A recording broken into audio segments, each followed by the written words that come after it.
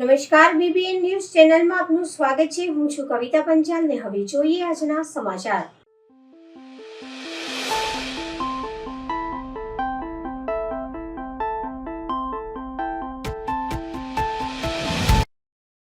વડોદરા શહેર માંજલપુર વિસ્તારમાં આવેલ લિટલ ફ્લાવર્સ શાળાના બાળકો દ્વારા પ્રકૃતિ અને વાતાવરણ પર પ્રોજેક્ટ પ્રદર્શન કર્યું।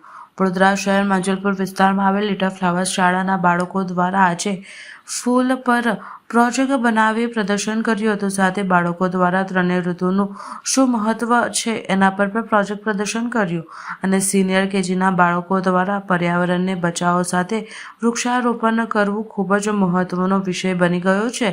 આપણે જોઈ રહ્યા છીએ કે ગ્લોબલ વોર્મિંગને લઈને અનેક ફેરફારો વાતાવરણમાં જોવા મળી રહ્યા છે।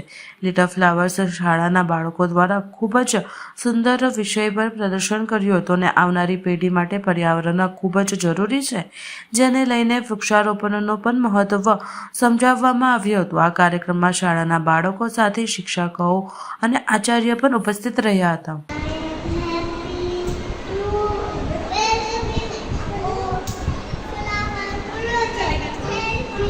ये लिटिल फ्लावर स्कूल मातृछाया है, जहाँ पे हर साल की तरह इस साल भी हमने तीनों दिन for the holistic development of the child उन्हीं के सब्जेक्ट्स में से लेके 3 दिन लगातार नर्सरी, जूनियर केजी और सीनियर केजी के प्रोजेक्ट शो रखे हुए हैं, जिसका टॉपिक है फ्लावर। नर्सरी के लिए, जूनियर केजी के लिए है सीज़न और सीनियर केजी के लिए है प्लांट्स, जिसके अंदर हमने पूरी कोशिश की है कि सारे के सारे बच्चे इन्वॉल्व हो। बच्चों के साथ साथ पेरेंट्स का भी इन्वॉल्वमेंट बहुत ही योगदान है। हम पूरी कोशिश करते हैं कि बच्चे हम थ्योरेटिकल पढ़ाएं, इससे अच्छा उनको इन्वॉल्व करके प्रैक्टिकली पढ़ाएं, सो दैट उसका इफ़ेक्ट सालों साल रहे। और हमें बहुत ही खुशी है कि इस योगदान में हमें पेरेंट का हमेशा सहकार रहता है। धन्यवाद। मैं Aloka Patel, little flower school की चीफ कोऑर्डिनेटर हूँ। Hello, good morning. હું little flower school Matruchhaya KG યુનિટ્સની હેડ જયશ્રી ત્રિવેદી। આપ સૌને ગુડ મોર્નિંગ। અમારા 3 દિવસ અમે કેજીના બાળકોને ભણવાની સાથે એવું જ્ઞાન આપવા માંગીએ છીએ જે એમના જીવનમાં ખરેખર જરૂરી છે। નર્સરીના બચ્ચાઓ આજે અમારા ફૂલનો પ્રોજેક્ટ તૈયાર કરીને આવ્યા છે, જે ફ્લાવર્સને લગતી દરેક આઈટમ આજે અહીંયા પેશ કરવાના છે। એના પછી બીજા દિવસે અમે જુનિયર કેજી જે ઋતુ બતાવવાના છે, જે 3 ઋતુની સાથે બીજી 6 પેટા ઋતુ છે એનું પણ મહત્ત્વ બતાવવાના છે। અને એના પછી સૌથી જરૂરી સિનિયર કેજી વૃક્ષારોપણ, જે આપણા પર્યાવરણ માટે હાલની જરૂરિયાત માટે ખૂબ જ જરૂરી છે, તો અમે તેનું પણ મહત્ત્વ બતાવવાના છે। તો આ અમારા માટે ખૂબ ગર્વની વાત છે કે અમારી શાળાના દરેક કર્મચારી, અમારા સર, મેડમ, અમારા વાલીઓ અને અમારા વિદ્યાર્થીઓ અને અમારા શિક્ષકનો મિત્રોનો ખૂબ સાથ રહ્યો છે।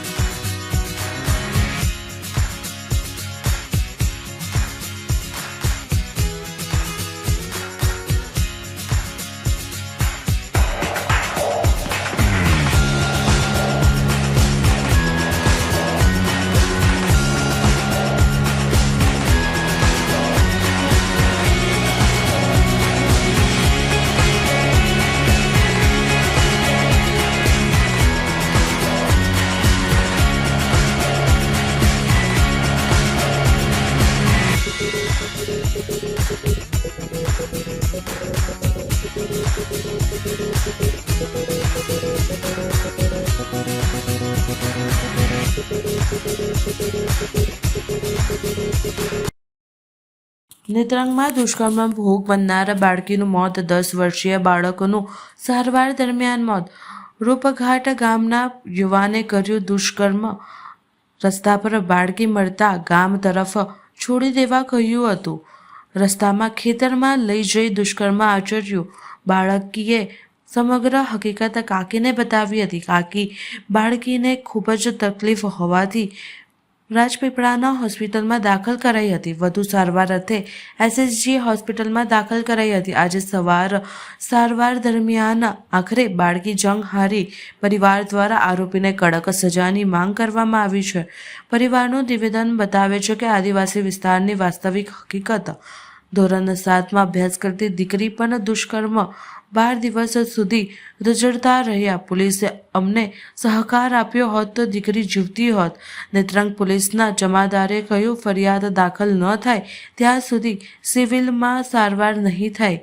દીકરીનો તો સહી સલામત છે, કશું થયું નથી તેમ કહ્યું. જેની સાથે દુષ્કર્મ થયું તે જ જાણે છે. રાજપીપળાના હોસ્પિટલમાં 5 દિવસ બાદ દીકરીને સારવાર મળી. એ પણ યોગ્ય સારવાર ન મળતા પરિવાર SSGમાં આવ્યો. આખરે બાળકી જિંદગી સાથે જંગ હારી. અમારે આ દુઃખદ ઘટના હતી. છોકરી બળાત્કારના કેસમાં હતી. એ કારણે વધારે થયું તો અમે બરોડા લઈને આવ્યા છે. એ અહીંયા આવીને છોકરી એક્સપર્ટ થઈ ગઈ સવારે 8 વાગે. સારવાર બરાબર મળી નથી. અહીંયા સારવાર અમને બરાબર મળી હતી, પણ એને અંત સમયમાં જ અહીંયા આવી ગયા એટલે છોકરી બચી ન શકી. તો તમે નારાજગી છે તમે રાજપીપળાની સર્વિસથી, દવાખાનાથી અને તેની પોલીસથી, પોલીસે ફરિયાદ તમારી લીધી હતી? અમારી ફરિયાદ તાત્કાલિક અમારી ફરિયાદ ના લીધી હતી, પણ અમારી ફરિયાદ છે ને 19 તારીખથી એ લોકોએ ચાલુ કરી હતી. તો મેં 16 તારીખથી છોકરીને લઈને નેત્રંગ 16 તારીખે એડમિટ કરાવી. ત્યાંથી પછી 17 તારીખે રાજપીપળામાં લાવ્યા. રાજપીપળાથી પાછા 18 તારીખે પાછી રાજપીપળામાં પાછી એડમિટ કરાવ્યું. પછી અમારે દવા દારૂ ત્યાં ચાલુ થયું. પછી એ લોકો 19 તારીખથી લઈને 21 તારીખ સુધીમાં એ લોકો અમારી ફરિયાદ લેવા, કેસ નોંધવા માટે આવતા હતા. પણ કેસ નોંધવા માટે એ લોકો આવતા હતા, પણ તે આવે એ સમયે છોકરી સિરિયસ બતાવતા હતા. એટલે એક જ દિવસ સારામાં સારો જવાબ બધા પોલીસવાળા લઈ ગયા હતા. હવે એમાં મારે એ જાણવું છે કે છોકરી જે પોલીસ જે એનું લઈ ગયા છે જવાબ લઈ ગયા છે, એ પોલીસે સાચું લખ્યું છે કે ખોટું લખ્યું છે એ મારે જાણવું છે. કે બળાત્કારનો કેસ લખ્યો છે કે અન્ય બીજો કોઈ કેસ ગુનો નોંધેલો છે એની ઉપર, એ મારું જાણવું છે પોલીસ ખાતા સાથે.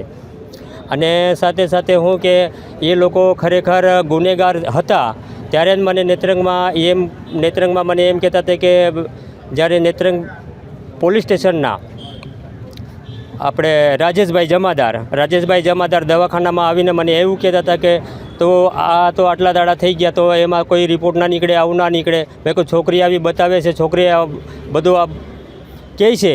રેપ થયેલું છે અમારા બાળક જોડે, તો અમે અહીંયા દવાખાને લાવ્યા છે. તો 12 તારીખે છોકરીના માથું એવું દુખતું હતું, તો મેડમના ફોન આવ્યો હતો કે તમારા બાળકના માથું દુખે ને કોઈને બી લેવા મોકલજો એવું કીધું. તો મેં ભરૂચ કામ પર હતી, તો એવું કીધું કે મેં આવીશ પણ 5 વાગ્યા આસપાસ મેં આવી જઈશ એવું કીધું. તેટલી વારમાં પેલો છોકરો એના બેનને મૂકવા આવ્યો હતો. પછી જીનલને જોઈએ હતી, તો જીનલ ઘરે આવું છે એવું કીધું. તો હા મારી બી થોડીક માથું તબિયત સારી નહીં એટલે મેં બી ઘરે જવાની છે, પણ મારી મમ્મી આવી તારે એવું કીધું. તો એ છોકરાએ મારા દિયર પર ફોન કર્યો હતો કે તમારી બાળક મારા જોડે ઘરે આવવાનું કે એવું કે. પછી મેડમને બી પૂછ્યો હતો કે મેડમ કે તમારા ગામના છે તો જવાની છે બાળક એવું કીધું. તો પછી હા એવું પાડ્યું. પછી મેં બી મોકલી આપીને મેડમને બી મોકલી આપીને મારા ધીર જોડે બી વાત કરી. પછી એ છોકરો લઈ ગયો હતો. પછી રસ્તામાં જઈને એ છોકરાએ ગાડી ઊભી રાખીને પછી તુવેરના ખેતર આવ્યો હતો, ત્યાં જબરજસ્તી ખેતરમાં ઘસાડીને લઈ ગયો હતો. પછી કપડાં જબરજસ્તી કાઢીને પછી બોર અડતી હતી તેવી જબરજસ્તી કાઢીને પછી બધું કર્યું. જબરજસ્તી છાતી પર હાથ મૂકીને પછી જબરજસ્તી રડતી હતી તે બી કર્યું. પછી છોકરીને ચક્કર એવી આવી ગઈ હતી. પછી છોકરીને કપડાં જલ્દી પહેરી લે બેખી મારીને અહીંયા જ ફેંકી દેશ એવું કીધું. પછી છોકરીએ ચક્કર આવતી હતી તે બી થોડીક વાર ઉઠીને પછી પહેરી લીધા હતા. પછી ગાડી પર બેસી જાય એવું કીધું. તો પછી ઘરે મૂકવા જતો હતો ત્યારે રસ્તામાં ફાંસો એવું ધમકી આપતો હતો કે આ મેં તારા જોડે જબરજસ્તી કરી, એ કોઈને વાત કહેતી ના બેખી તને મારી નાખીશ એવું ધમકી આપી હતી. પછી ઘરે જઈને એને કાકીને કીધું હતું કે કાકી મારા જોડે પેલો છોકરો મને મૂકવા આવ્યો, એ છોકરાએ મારા જોડે ખેતરમાં જૂઠું બોલીને મને લઈ ગયો હતો ને જબરજસ્તી કર્યું ને મને નવડાવ એવું કીધું. તો નવડાવતી હતી તો પેશાબ કરે એ જગ્યાએ બધી ફૂલી ગયેલી હતી. એ જેને બી કામ કૃત્ય કર્યું છે એનું નામ શું છે? નરેશભાઈ પ્રભાતભાઈ વસાવા. એ ગામનો છે તમારા? ગામનો જ છે. કયું ગામ, નામ શું? રૂપઘાટ. રૂપઘાટ રાજપીપળા ખાતે આવેલું છે? નેત્રંગ. નેત્રંગમાં આવેલું છે.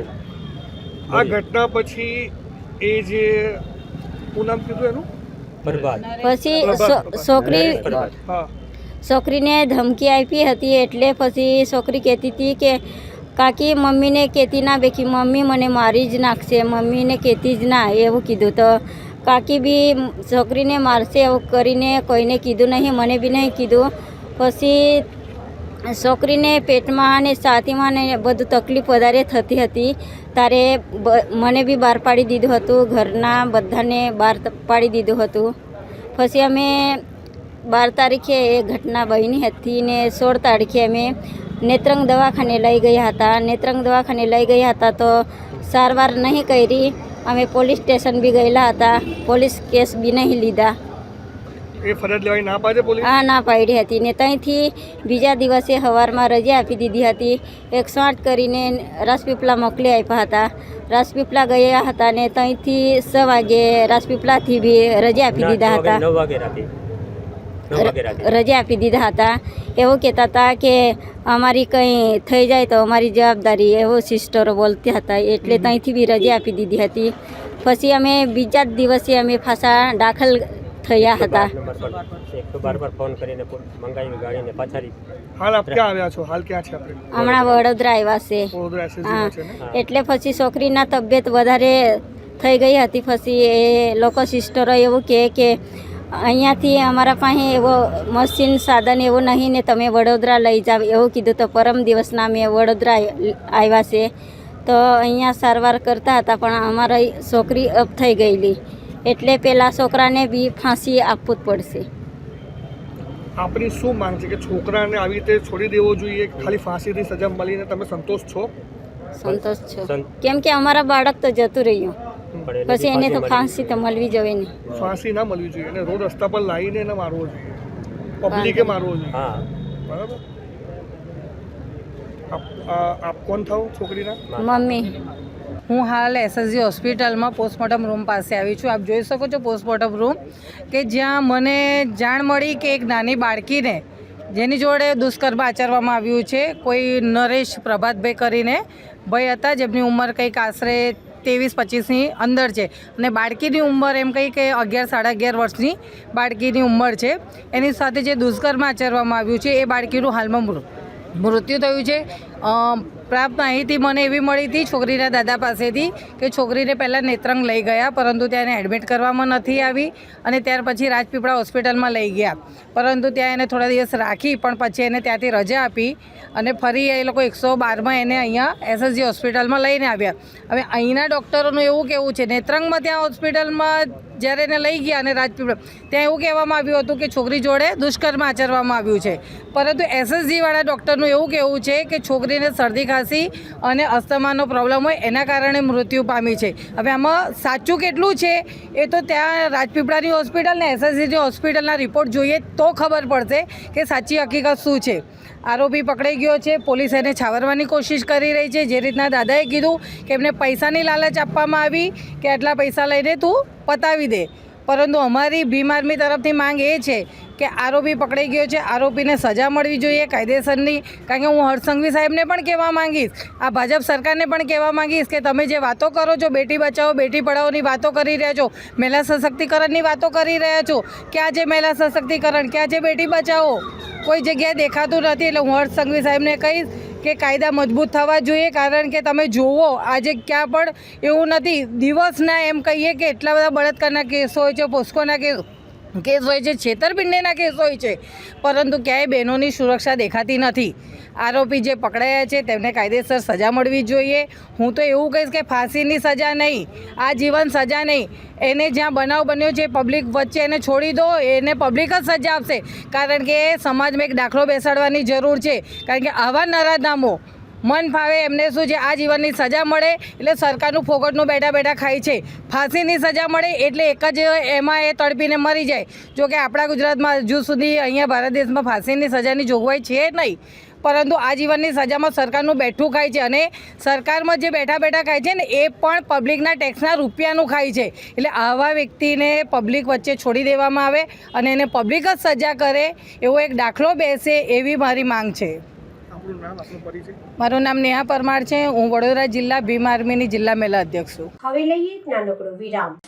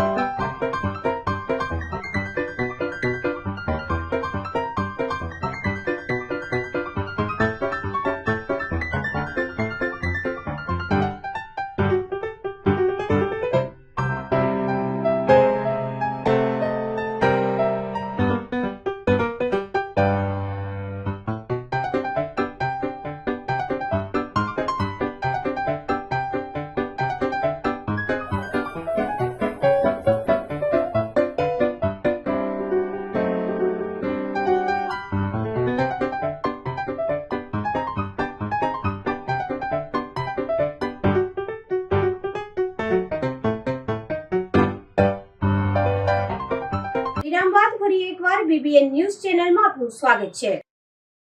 કુદરતી મોત નથી એવા આશંકા સાથે મૃતદેહ બહાર કાઢવામાં આવ્યો. મૃતકની પત્નીએ જ તેના પુરુષ મિત્રની મદદ લઈને ગળું દબાવી કરી હતી હત્યા.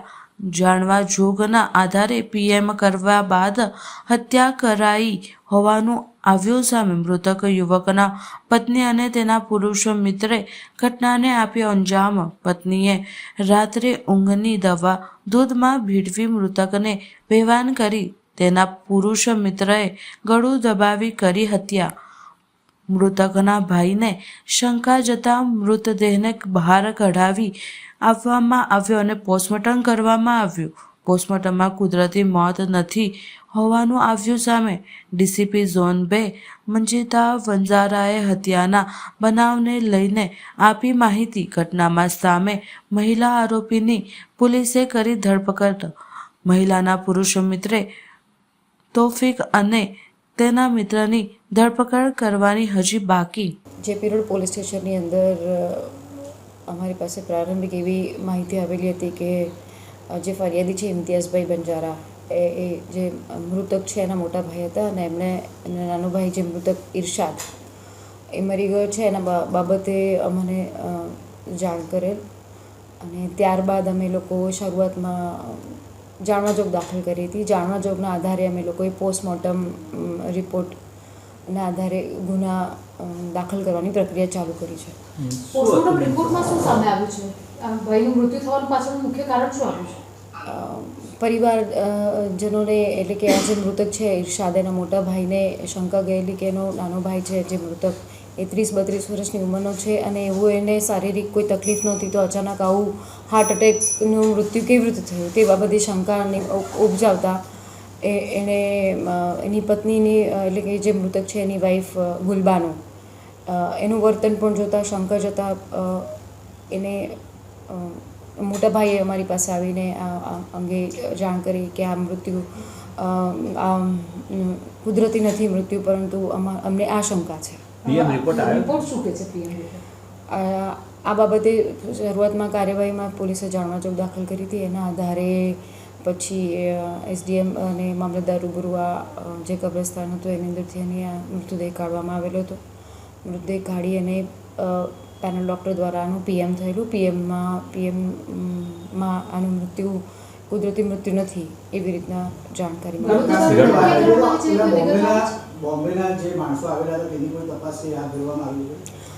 હા, આ મૃત્યુ કેવી રીતે થયું છે એના શું કારણો છે પ્રારંભિક પીએમ રિપોર્ટ આવેલો છે.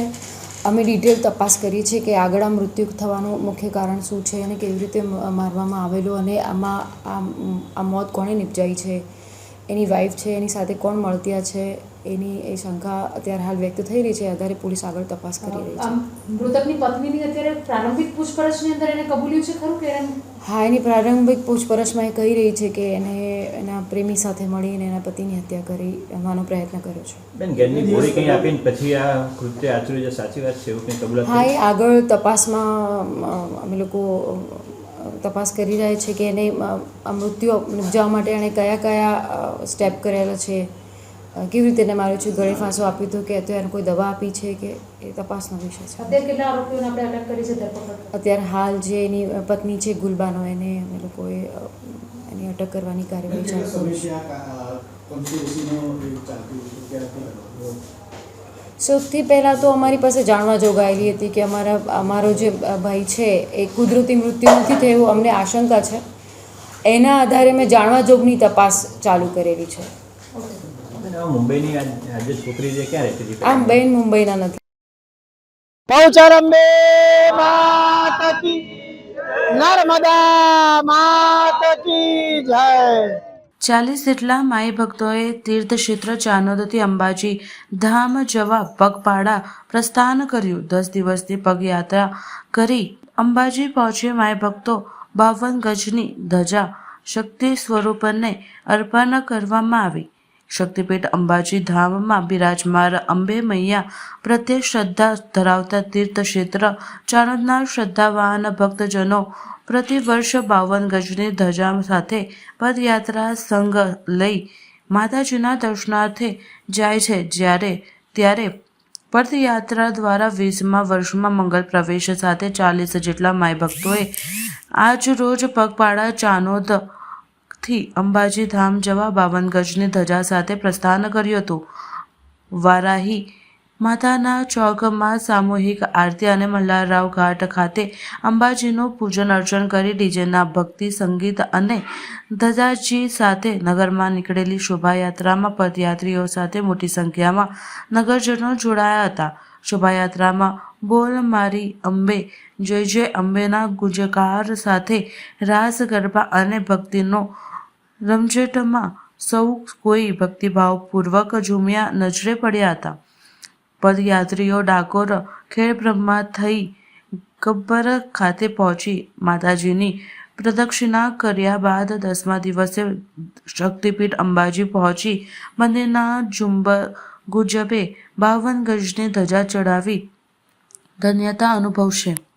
ચાણોદથી અંબાજી પદયાત્રા આ 20મા વર્ષમાં મંગળ પ્રવેશ કર્યો છે. દર વર્ષે પદયાત્રીઓની સંખ્યા વધતી જાય છે. સર્વે માય ભક્તોની ઈચ્છાઓ પરિપૂર્ણ થતી હોવાથી ચાણોદથી અંબાજી પદયાત્રા જઈ રહ્યા છે. દર વર્ષ પ્રમાણે ચાલુ વર્ષે પણ ચાણોદથી નીકળી અંબાજી 10 દિવસે આ સંઘ પહોંચશે. 35 થી 40 માણસોનો સંઘ છે.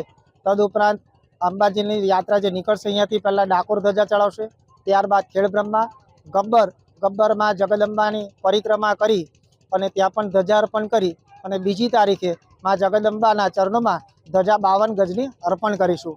આ ધજા ચડાવવાથી સર્વે માય ભક્તોની તમામ મનોકામના પૂર્ણ થતી હોય છે. મા જગદંબા સર્વેનું કલ્યાણ કરે એવી સર્વે પદયાત્રીઓની મનોકામના છે. બહુચર અંબે માત કી જય.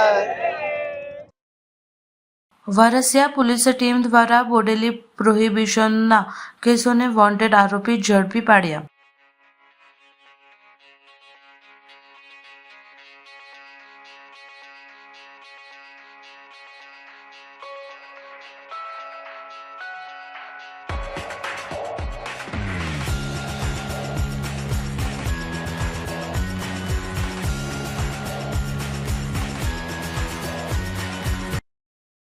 મકરપુરા પોલીસની સફળ કામગીરી.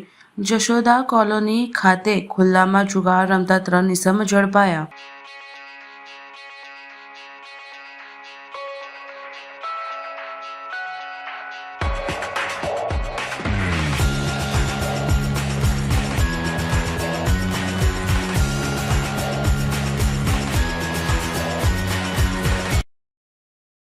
ભરૂચ જિલ્લાના મઠ મહેગામ ખાતે હરિબાવા સેવક સંઘ ગ્રુપ ગુજરાત દ્વારા 51 હિંડોળાના સામૂહિક નૈવેદ્ય 6 યોજાયો. ભરૂચ જિલ્લાના મઠ મહેગામ ખાતે શ્રી હરિબાવા સેવક સંઘ ગ્રુપ ગુજરાત દ્વારા 51 હિંડોળાના સામૂહિક નૈવેદ્ય 6નું મહાઆયોજન તારીખ 22/11/2025ના રોજ સદગુરુ શ્રી હરિબાવા સમાધિ મંદિર મઠ મહેગામ મુકામે આયોજન કરવામાં આવ્યું. દર વર્ષની જેમ આ વર્ષે પણ ગુજરાતના અલગ અલગ જિલ્લાઓ અને મહારાષ્ટ્ર રાજ્યના મુંબઈ શહેરથી પણ ખૂબ મોટી સંખ્યામાં ભક્તો ઉપસ્થિત રહ્યા હતા. 51 પરિવારો આ સમૂહ નૈવેદ્યમાં સહભાગી થયા હતા અને પોતાની બાધા માનતા પૂરી કરી હતી. સ્વર્ગસ્થ રમેશભાઈ ઝવેરભાઈ પરમાર ગામ ગંગપુર દ્વારા શ્રી હરિબાવા સેવક સંઘ ગ્રુપ ગુજરાતની સ્થાપના 24/7/2021ના ગુરુ પૂર્ણિમાના પવિત્ર દિને કરવામાં આવી હતી. માત્ર વોટ્સએપ ગ્રુપ હોય છતાં સમાજ સેવાના કાર્યોમાં શ્રી હરિબાવા સેવા સંઘ ગ્રુપ ગુજરાત દ્વારા કરવામાં આવે છે. આ ગ્રુપ દ્વારા સદગુરુ શ્રી હરિબાવા ગોસાઈની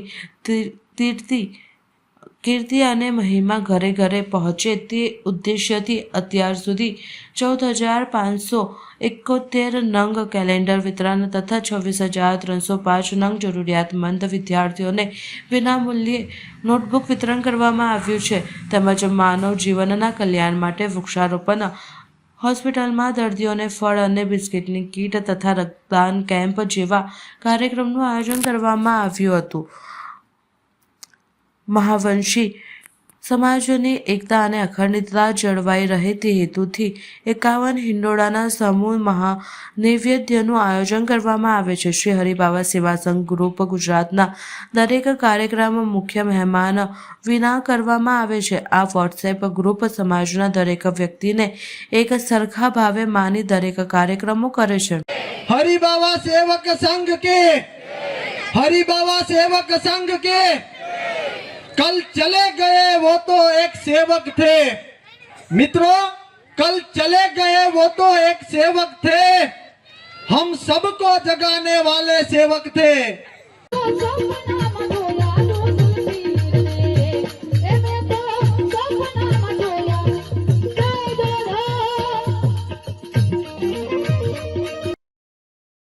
ભરૂચનો AQI દિલ્હી કરતાં વધારે.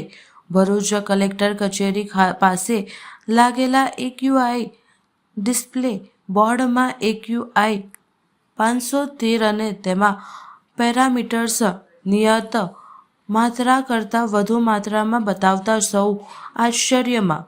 જો AQI સિસ્ટમમાં કોઈ ખામી હોય તો વહેલી તકે સુધારવા વિનંતી. જ્યારે આ અંગે જાગૃત નાગરિક દિનેશ ખુમાણ દ્વારા ફરિયાદ કરવાની તજવીજ હાથ ધરાઈ. વિવાદ થતા AQI સિસ્ટમ બંધ કરવામાં આવી. ભરૂચમાં આજે કલેક્ટર ઓફિસની બહાર કેપી ગ્રુપ દ્વારા જે ડિજિટલ AQI બોર્ડ લગાવ્યું છે એની અંદર 500 ની ઉપરનો AQI બતાવ્યો હતો. એને કારણે આખા ભરૂચમાં અત્યારે હાહાકાર થયેલો છે. AQI છે એર કંટ્રોલ ઇન્ડેક્સ જે છે એ 0 થી 50 વધારેમાં વધારે 100 હોવો જોઈએ, એની જગ્યાએ 500 બતાવે છે. જ્યારે મીડિયા જાગૃત થયો અને એક જાગૃત નાગરિકે એના વિડીયો વાયરલ કર્યા, તો આજે અમે જ્યારે મીડિયાને બાઇટ આપી રહ્યા છે ત્યારે આપ જોઈ શકો છો મારી પાછળ કે હાલ જે બોર્ડ ચાલતું હતું એ તરત જ તંત્રએ બંધ કરી દીધું છે. તો ખરેખર જો તંત્ર સાચું હોય તો એમને બોર્ડ બંધ કરાવવાની જગ્યાએ એને સુધારવું જોઈએ. બીજું કે જે AQI છે એ 100 ની ઉપર ન હોવો જોઈએ. અહીંયા જે 500 AQI સવાર આવ્યો હતો અને અત્યારે અમે જ્યારે બાઇટ આપી રહ્યા હતા ત્યારે 300 ની ઉપર હતો, 350 ની ઉપર હતો. તો એના કારણે જે એર કંટ્રોલ ઇન્ડેક્સ જે છે એ ખરેખર હેઝાર્ડમાં ગણવામાં આવે છે. તો ભરૂચની જનતાને અમારી નમ્ર વિનંતી છે કે આ બાબતે જાગૃત થાય. આપણે જે શહેરમાં રહીએ છીએ એ શહેર ઇન્ડસ્ટ્રીયલ ઝોનમાં આવેલું છે અને એમાં આટલું બધું પોલ્યુશન હોય તે આપણા સ્વાસ્થ્ય પર અસર કરે છે અને એની અસર આપણા ફેફડાઓ પર પણ થાય છે. તો તંત્રને મારી નમ્ર વિનંતી છે કે જો આ બોર્ડ ખોટું હોય તો GPCP ના બોર્ડ અહીંયા મૂકવામાં આવે, એમના મશીનો મૂકવામાં આવે. શહેરના વિવિધ વિસ્તારોમાં GPCP ના AQI ના જે મશીનો છે એ મૂકી અને સાચા આંકડા પ્રજા સુધી મૂકવામાં આવે. અસ્તુ ભારત માતા કી જય. દિવાળીના સમયથી આજે ડિસ્પ્લે પર દેખાય છે એમાં AQI 300 થી ઉપર જઈ રહ્યો છે. દિવાળી પહેલા 60 થી 100 ની વચ્ચે રહેતો હતો. આનો દિવાળી પછી 50 વધારો થવામાં આવ્યો છે અને AQI જે બતાવે છે ખતરનાક બતાવે છે. આજે સવારે 570 થી 530 બતાવતા હતા. આ AQI જો હોય તો ભારતના સૌથી પ્રદૂષિત શહેરમાં ભરૂચનો નંબર આવે એટલો ખતરનાક AQI બતાવી રહ્યા છે. તંત્ર જાગી અને આ મશીનમાં કોઈ ડિફોલ્ટ હોય કે સાચું હકીકત શું છે પ્રજા સમક્ષ લાવે એ અમારી માંગ છે. સમાચાર કાલે ફરી મળીશું આ સમયે આ ચેનલ પર. ત્યાં સુધી સમગ્ર BBN ન્યૂઝ ચેનલની ટીમને રજા આપશો. નમસ્કાર.